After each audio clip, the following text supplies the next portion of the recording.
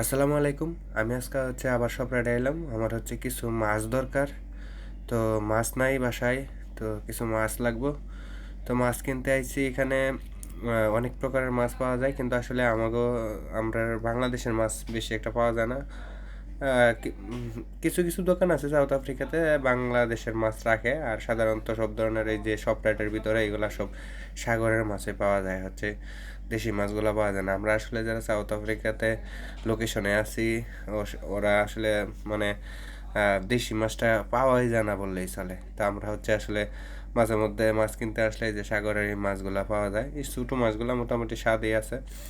আর বড় মাছ পাওয়া যায়, ঝিনুক মাছ, হেক মাছ, ওগুলো পাওয়া যায়। ওগুলো আসলে আমরাই বিক্রি করি দোকানে। তো এগুলা ভালো লাগে না। তো ছোটো ছোটো মাছ আছে, তো আমি আবার খুঁজতেছি, দেখি আরও কিছু মাছ, অন্য কোনো কিছু মাছ পাওয়া যায় নাকি। তো পাওয়া যায় না। দেখেন সব ধরনের সবজি আছে এখানে, প্লাস গরুর মাংস আছে, মুরগি আছে।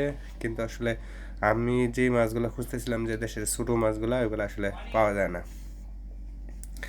তো আমার ভিডিওটা কেমন লাগছে সবাই জানাবেন। ভালো থাকবেন সবাই। আসসালামু আলাইকুম।